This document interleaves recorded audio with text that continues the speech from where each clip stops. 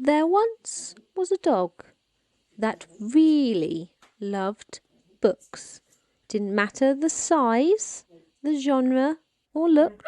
She loved big books and small books and books in between. Books for all ages, young, old and teen. Thick books and thin books. She didn't mind. She would read just about any book she could find. Books about discovery and faraway lands.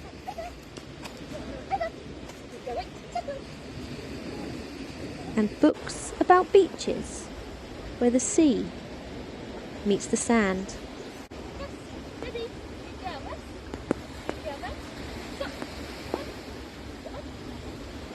Books about forests where the trees touch the sky, or books so sad you just can't help but cry.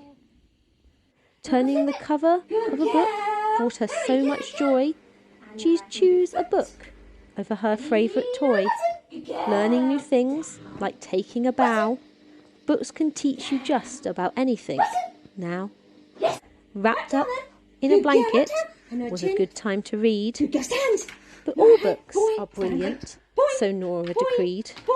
Her favourite thing though, as we come to the end, was sharing a book with her very best friend. Change weight. Change weight. Change weight. Push it. Good girl.